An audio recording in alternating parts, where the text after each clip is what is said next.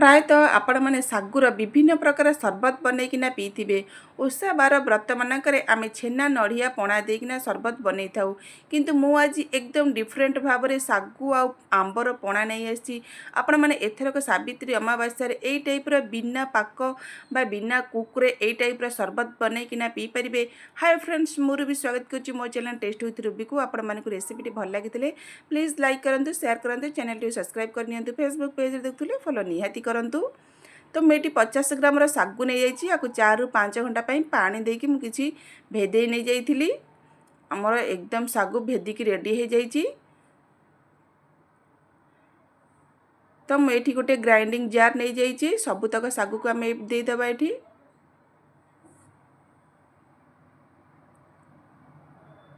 तो मुझे चीनी नहीं जाइए। आपण टेस्ट अनुसार चीनी दिंतु, ना गुड़ किंबा मिश्री नहीं पारे।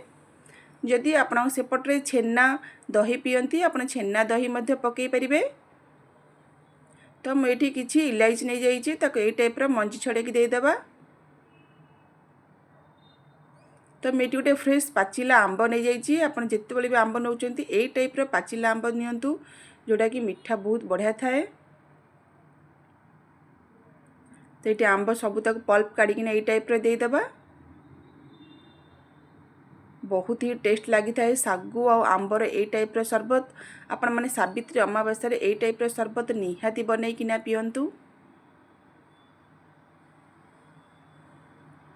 तो सबुतक ए टाइप्र पल्प काढ़ी देदेबा आमे।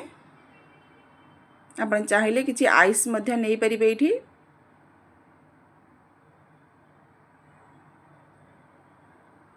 तो मुझे हाफ ग्लास पानी देकी एबे बढ़िया से आमे प्यूरी करनबा।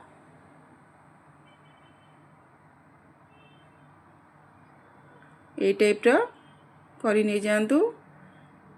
किसी चंक्स पार्टिकल्स रही थे किसी असुविधा नहीं। खावाई बहुत बढ़िया टेस्ट आसता है।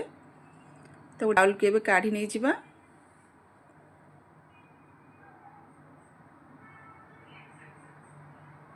तो मुझे किसी मैंगो को ये टाइप्र स्मॉल स्मॉल काटिकी दे देइछि। मिक्स कर दियंतु। ये टाइप्र देइथिले बहुत बढ़िया टेस्ट आसी थाए। तो मुझे किसी चेरी की काटिकी ये दे देइछि। आउ किसी डालिंब मंजी ये टाइप्र नहीं जाइए।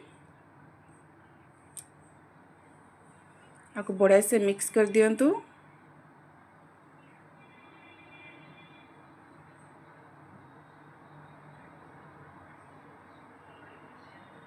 तो आम ए ग्लास रे सर्व करनबा।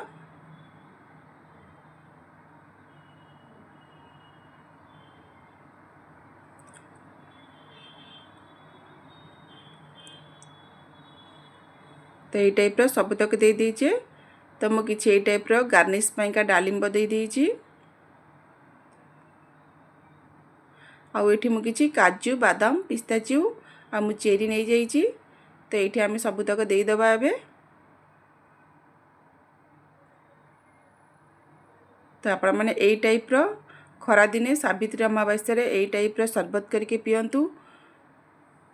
बॉडी की बहुत ही कूलिंग दे थाए। बहुत ही बढ़िया टेस्ट मध्य आसी थाए।